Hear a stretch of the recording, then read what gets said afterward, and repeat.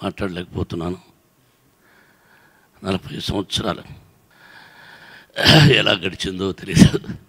ఎక్కడో పల్లెటూరులో 3 ఎకరాల పొలం, నాన్నగారు టీచర్, జీవితం ప్రారంభమై చదువుకొని ఏదో ఉద్యోగం చేస్తే చాలురా, 3 ఎకరాలు వ్యవసాయం చేసుకోవచ్చు అన్న నాన్నగారు మా ఊరికి ఏర్పేట నుంచి 8 కిలోమీటర్లు నడిచి వెళ్ళాలి. మా అమ్మకు చెవులు వినిపించం. 8 కిలోమీటర్లు మోసుకెళ్ళేది నన్ను. 5 మంది సంతానం. 8 కిలోమీటర్లు చెవులు వినిపించిన ఒక తల్లి మోసుకెళ్తుందంటే, ఎప్పుడైనా ఫ్లైట్లో తిరుపతికి వెళ్తున్నప్పుడు, ఫ్లైట్లో వెళతామని ఊహించలేదు, అలా చూస్తూ కిందకి. ఎప్పుడైనా గ్రామానికి వెళ్ళినప్పుడు చెవులు వినిపించని ఈవిడ 8 కిలోమీటర్లు మోసుకెళ్ళేది విష్ణు, లక్ష్మి మనసు చెప్పేవాడిని. ఆవిడికి పిల్లలు లేకపోతే కాళాస్ దగ్గర కొండపైన బత్తనేయ స్వామి అన్నారు ఈశ్వరుడు. అక్కడికి వెళ్ళి కోరుకుంటే పిల్లలు పుడతారంటే అక్కడికి వెళ్ళి ప్రార్థిస్తే నేను పుట్టానని నాకు భక్తవత్సలం అని పేరు పెట్టి ఆ విధంగా జీవితం ప్రారంభమై మద్రాసుకి వెళ్ళి కాలేజీలో చేరి ఫిజికల్ ఎడ్యుకేషన్ ట్రైనింగ్ చదివి అక్కడే నానా కష్టాలు పడి ఉద్యోగంలో చేరి, ఉద్యోగంలో అక్కడే ఎందుకు చేరామంటే సినిమాల్లో నటించాలనే ఆశ. మిగతా ఇంతకుముందు చూశారు. ఒక సినిమాకు నేను అప్రాంటిస్, దాసరి నారాయణరావు గారు, దానికి co director and dialogue writer. ఆ పరిచయం నాకు తండ్రి తర్వాత తండ్రి భక్తవత్సల నాయుడిని మోహన్ బాబుగా మార్చింది గురువుగారు. ఒక విలన్గా, ఒక కమెడియన్గా, ఒక క్యారెక్టర్ ఆర్టిస్ట్గా, ఒక హీరోగా. ఎన్టీ రామారావు గారితో సినిమా తీసిన మోహన్ బాబు, ఆయన తర్వాత ఎవరి పేరంటే హీరో తర్వాత మోహన్ బాబు పేరు ఆయన రాసుకునేవాడు. చిన్న డైలాగు చెప్పాలంటే ఈరోజు అనుకోవచ్చు పెద్ద డైలాగులని, ఆ రోజు చిన్న డైలాగ్ అంటే ఇలా ఉండాలి, బడ్జెట్ అంటే ఇలా ఉండాలి, క్రమశిక్షణ అంటే ఇలా ఉండాలి. కాలుతో డైలాగు చెప్పనప్పుడు బూటు కాలుతో నా కాలు మీద ఇలా తన్ని, అలా కాదు ఇలా చెప్పు డైలాగ్ అన్నాడు. ఆ రోజే వెళ్ళిపోవాలనుకున్నాను. ఏంటి నా ఇలా మాట్లాడుతున్నాడు, ఇలా చేస్తున్నాడు అని. అది మహానటుడు ఎన్టీ రామారావు గారి తర్వాత డైలాగు మోహన్ బాబే చెప్పగలడు అని అది పునాది వేసింది నా తండ్రి దాసరి నారాయణరావు గారు. ఎక్కువ శాతం నేను సినిమాలు 550, 60లో ఎక్కువ శాతం నటించింది మా గురుగారి సినిమాలే. మహాతల్లి, దాసరి పద్మగారు మా అక్కయ్య. ఈరోజే పేపర్లో చూసుంటారు మీరు, ఏ విధంగా నేను సెలెక్ట్ అయ్యాను, ఏ విధంగా నేను మోసగించబడ్డాను, ఏ విధంగా నన్ను పైకి రానికుండా ఒక సామాన్యుడు తొక్కేయాలనుకున్నాడు. దానికి ఆ మహాతల్లి సహాయం చేసి ఆ రోజున బొట్టు పెట్టింది. ఆవిడ ఎక్కడున్నా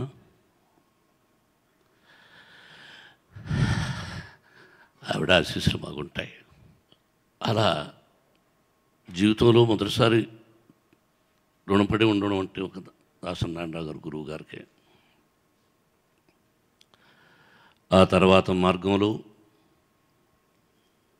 కేఎస్ఆర్ దాస్ గారు, డూండి గారు, ఎంతోమంది దర్శకులు, నిర్మాతలు, సాంకేతిక నిపుణులు, ఒక సత్యానంద్, ఒక ఆత్రేయ గారు, ఒక బి గోపాల్, రవిరాజ పెన్శెట్టి, సోదరుడు రాఘవేంద్రరావు, ఇలా చెప్పుకుంటూ పోతూ ఉంటే పేర్లు 560లో ఎంతమంది ఉన్నారు.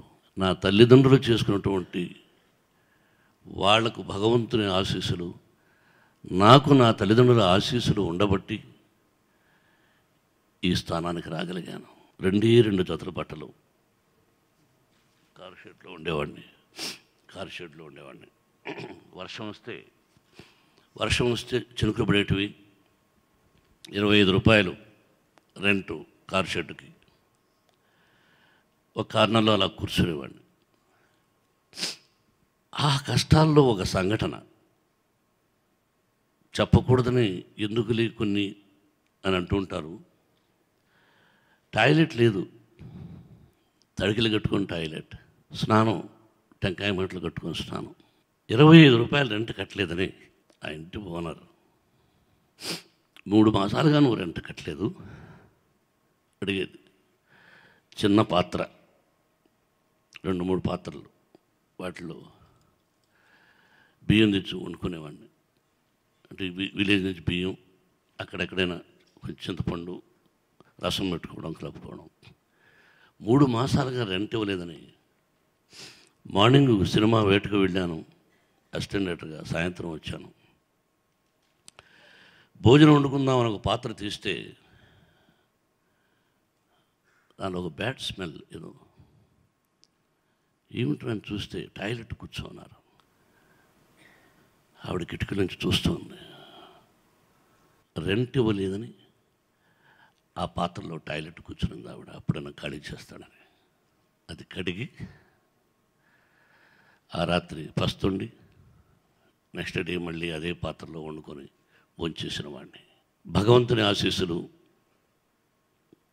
మన 2 రాష్ట్రాల తెలుగు ప్రజల ఆశీస్సులు, ఎంతోమంది ఆశీస్సులు ఉండబట్టి ఈ విధంగా మనం వేసుకోగలిగాం బట్టలు. సొసైటీ నుంచి వచ్చాం, సొసైటీకి ఏదో చేయాలని. నాన్నగారు టీచర్ కాబట్టి విద్యాలయాలు ప్రారంభించి, అది కూడా అనుకోకుండా జరిగిన సంఘటనలే.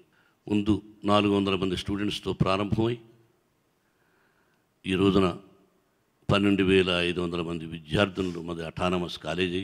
కులాలు అనే అసహ్యమైన పదాలు చెప్పకుండా ఎవరి కులాన్ని వాళ్ళు గౌరవించుకోవచ్చు.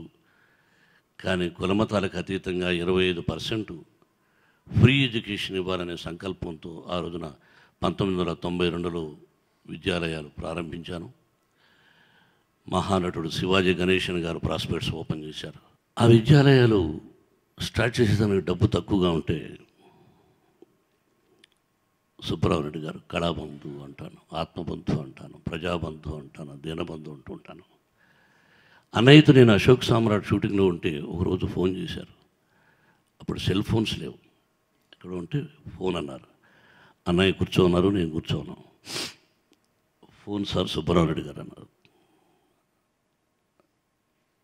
సరే తర్వాత మాట్లాడతానని చెప్పు అంటే ఆయన విని ఏమది అన్నారు. ఇలా సుబ్బారావు రెడ్డి గారు ఫోను, వెళ్ళిరండి. లేదన్నా ఏం మేము వెయిట్ చేస్తామని నేను వెళ్ళి ఫోన్ చేసి వచ్చాను. ఏమిటి విషయం అన్నాడు.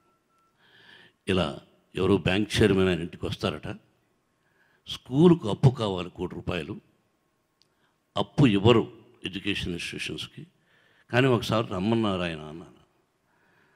ఏం చెప్పారు, ఈరోజు కుదరదు, అన్నగారితో షూటింగ్ అన్నాను. వెంటనే లైట్స్ ఆఫ్ అన్నారు ఆయన. వెళ్ళరండి అన్నయ్య, ఎక్కడ నాన్న, ఎక్కడ స్టూడియో, ఎక్కడ సుబ్బారావు గారు ఇల్లు, నాచారం, వెళ్ళరండి చెప్పాం కదా అన్నారు. సరే అక్కడి నుంచి వచ్చి అప్పటికి చైర్మన్ వెయిటింగ్. 1 కోటి రూపాయలు ఇన్స్టిట్యూషన్స్కి ఇవ్వనంటే చైర్మన్, నేను కావాల్సిన సంతకం పెడతాను, యు గివ్ హ్యూమ్ అని. ఆ రోజున 1 కోటి రూపాయలు 1992 జస్ట్ ఇమాజిన్, బ్యాంకులో అప్పు తీసుకోవడం అంటే. ఆ రోజు నుంచి ఈ రోజు వరకు ఆత్మీయుడు, మంచి స్నేహితుడు. అందుకే ఈ రోజున ఎన్ని విద్యాలయాలు అంత డెవలప్ అయిన దానికి ఆ రోజున 1 కోటి రూపాయలు లేకపోతే కష్టం.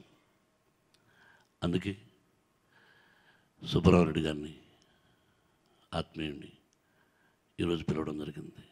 నాకు అత్యంత ఇష్టడు రామానాయుడు గారు. మద్రాసులో రామానాయుడు గారు, సురేష్ బాబు అమెరికా వెళుతున్నాడయా, ఉదయం వస్తావా అన్నారు. ఇంటికి వెళ్ళి అమెరికా వెళుతున్నప్పుడు ఫస్ట్ బుక్ ఇంటికి వెళ్ళి ఇచ్చినవాడిని నేను. రామానాయుడు గారి బ్యానర్లో యాక్ట్ చేస్తే చాలు అనుకున్నాను. ఫోను చేస్తే ఆ ఫోను అందుబాటులో ఒకవేళ తీగిపోతే అయినా within 2 minutes or 3 minutes Ramanaidu గారి దగ్గర నుంచి ఫోన్ వచ్చేది. ఎటువంటి సంస్కారం ఎంతమందికి ఉంటుందో ఎడల్లో లెక్కేసుకోవాలి. ఇలా మాట్లాడుకుంటూ పోతే ఎంతో చెప్తూ పోతూ ఉండాలి.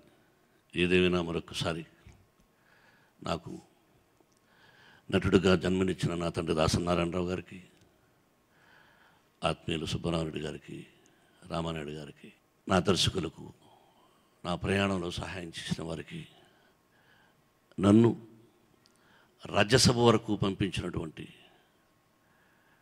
అన్న నందమూరి తారక రామారావుకి, చంద్రబాబుకి, ఎంతోమంది ఆత్మీయులకి హృదయపూర్వక నమస్కారాలు తెలియజేసుకుంటూ, ఎమోషన్లో కొన్ని మర్చిపోతుంటాం. మమ్మల్ని ఎక్కడో మారుమూల, ఇప్పుడు టీవీలు వచ్చాయి, అంతకుముందు పత్రికల్లో ఎక్కడో ఒక మారుమూల, అది వైజాగ్ అరకులో కావచ్చు, ఇంకో చోట, వాళ్ళందరికీ మోహన్ బాబు అనే ఒక నటుడు ఉన్నాడని అక్కడి కొరకు పరిచయం చేసినటువంటి జర్నలిస్టు సోదరులకి, మీడియా, టీవీ మీడియాకు, యాజమాన్యానికి, కార్మిక సిబ్బందికి, పాత్రికేయులకి, ప్రతి ఒక్కరికి ఎంతో